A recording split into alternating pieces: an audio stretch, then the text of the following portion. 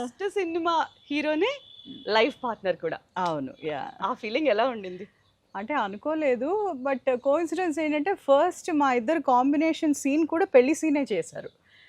So అది ఇంకా అంటే లాంగ్వేజ్ రాదు ఏమి అది అని ఇంకా కొంతమంది అంతా కొంచెం జోకులు వేస్తా అలా అంతా ఉండేవారు అసలు కావాలని తెలుగులో ఏదో మాట్లాడి అవన్నీ. సో ఇంకా అదే ఫస్ట్ సీన్ అయింది. సో అది కూడా రియల్ లైఫ్లో కూడా ఇంకా అదే జరిగిందనమాట. ఫస్ట్ ఎవరు ప్రపోజ్ చేశారు? అది తెలీదు. ఇప్పటికీ మేము కూర్చొని ఆలోచిస్తాం. మీరు చెప్పారా? నేను చెప్పానా అని చెప్పి. ఎవరు? బట్ అది అనుకోకుండా అలా అయిపోయింది అంతే అనుకోవాలి అసలు. శ్రీకాంత్ కూడా నాకు అదే చెప్పారు. గ్రాడ్యువల్గా అయ్యింది.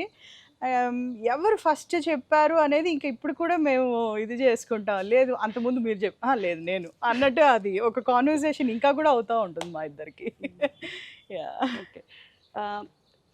శ్రీకాంత్ గారు చేసిన సినిమాలన్నిట్లో మీకు చాలా బాగా నచ్చిన మూవీ ఏంటి? నాకు ఎప్పటికీ చెప్తాను, నాకు తారక రాముడు చాలా ఇష్టం. ఆ మూవీ ఒకటి. తర్వాత ఖడ్గం. అంటే ఖడ్గం నుంచి ఏంటంటే ఒక డిఫరెంట్ జానర్ టచ్ చేయటం అదొకటి. రంగాది దొంగ ఒకటి. సో అదంతా కొంచెం నెగిటివ్, అంటే ఫస్ట్ విలన్గా ఆయన వచ్చారు కాబట్టి.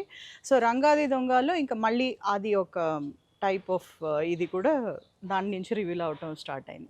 అవన్నీ కొంచెం వేరియేషన్స్లో. బట్ నాకు కొంచెం ఎప్పుడు ఫేవరెట్ అంటే తారక రాముడు. యా.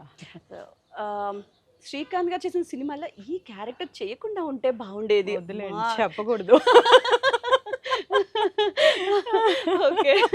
సో క్యారెక్టర్ అంటారా లేదంటే గెటప్ అంటారా? గెటప్ అంటూ డిఫరెంట్ గెటప్స్ అనేది మరీ ఆయన ఎక్కువ ఇదిగా ఏమీ చేయలేదు అసలు.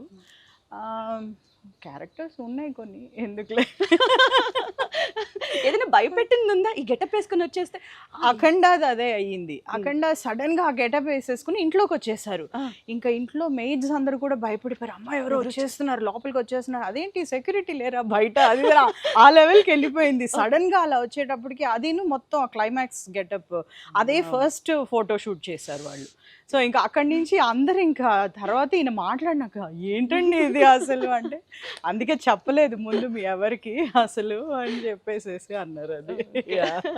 సో ఈ మీరు చెప్పినట్టు ఖడ్గం సినిమాలో రొమాంటిక్ సాంగ్ అంటారు కదా. సో ఆ romantic song first time screen మీద చూసినప్పుడు మంచి చాలా బాగుండింది అసలు. అంటే like it was quite natural. ఎందుకంటే నిజంగానే ఒక లైక్ లవర్స్ వాళ్ళు ఏమన్నా బయటికి వెళ్తే కనుక వాళ్ళు డాన్సులు చేయరు కదా.